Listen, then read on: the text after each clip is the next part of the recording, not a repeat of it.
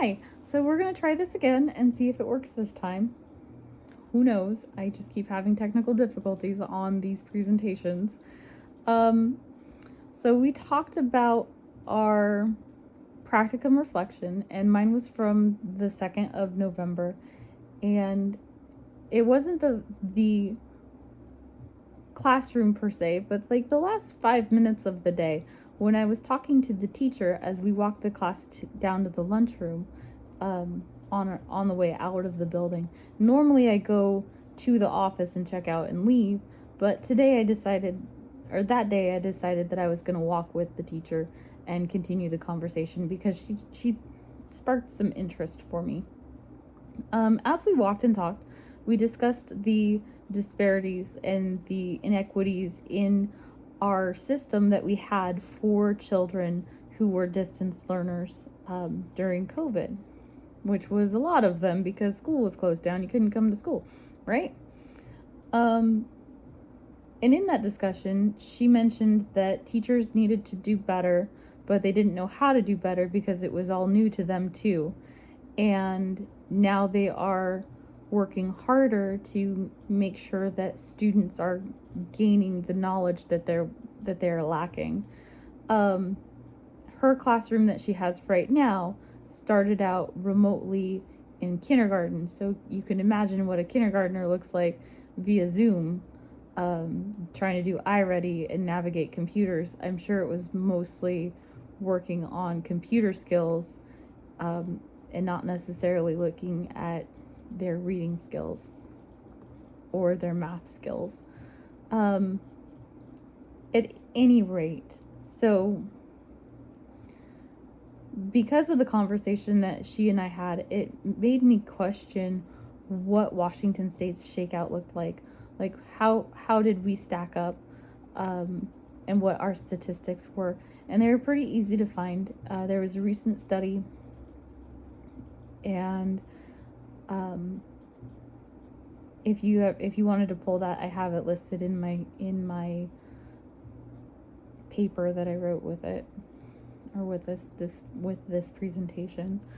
And just some interesting statistics. So second graders seem to fare the absolute worst, as far as falling 2 or more grade levels behind is what they measured. And second graders had an 8% increase in being behind in reading. They went from 21% historical average to 29% 29% in the fall of 2020, and that was for children who lived in a household with a median income of less than $50,000 a year. I mean, that's not a lot of money, especially compared to like the more than $75,000 income. And those students in the second grade had only a 2% increase for their reading shortfalls. So 2% more were behind 2 or more grade levels in that higher income. And when it comes to math, like they went from a 24% historical average to a 36% or 36% average in fall of 2020. So that was a 12% increase. So there are like it jumped up to a third of all students in that $50,000 income range having 2 or more grade levels behind in their testing. And that tracks across the board because it goes down to a 6% increase for those $75,000 households. And these children are now 4th graders. And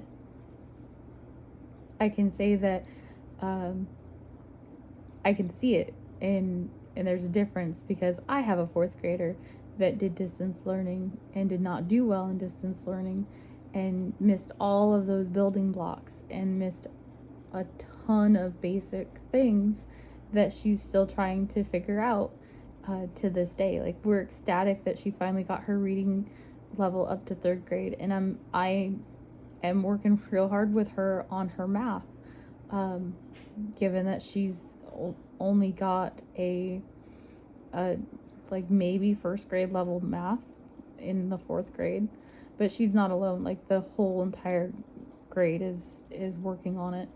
And then comparatively to my other child that never did distance learning and has been only in person his whole school career, like different children, apples to oranges, but also he has the skills that she didn't, and he also got more time with the teacher, like more in-depth learning in person than she did. So I really see a very strong correlation there, and I feel like these numbers back it up. But I digress, because we always have to go back to this, what the actual practicum was. So in my practicum this week, I learned that teachers are highly aware of the impacts that COVID-19 had on their students. Like they're not going into it blindly, going, it'll be fine, it's great, we're okay, woohoo, we can do it. Like they're highly aware of impacts that COVID-19 had and the disparities between the different income levels and the different of like the other things that you can see in that study. Like they're highly aware. My new learning connects to the domain of and themes of becoming an exemplary teacher in the following ways. Like this school context expert. So again, teacher highly aware of the inequity, the learning loss, the shortfalls, and that the school system could have done so much better. But they showed me in this that even though this is going to be a difficult thing to do, and to dig out from that learning loss and fill in those holes of learning loss, like they can do it. They just are gonna have to try very hard to do it, and they're really resilient in the face of adversities. And COVID was a huge adversity for these students, for these children, and it's going to impact them for the rest of their lives, and they're going to have to work at things at a much faster, much more intense fashion in order to gain those things back. Before my learning and reflection, I used to think that teachers did care about their students, but I also thought that their hands were pretty well tied when it came to how to bridge those gaps. Like we do have things that we have to do as teachers. Like we are definitely under our district's rules and some very important laws that we're learning about in our other classes, in regards to assessing children and making sure that they're getting their needs met. But like I just feel like as a result of my learning and reflection, I now believe that teachers are more aware than parents or staff, like than anybody gives them credit for. Like teachers are more aware than that just surface level of their students, especially this teacher that I'm working with in Practicum. She had these students last year when they were first graders. She knows them.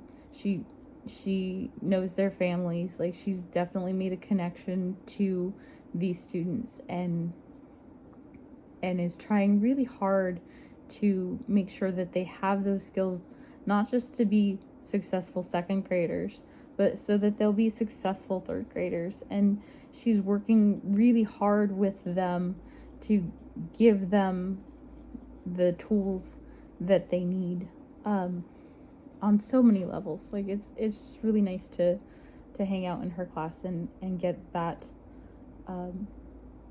nice touch of knowing her students. And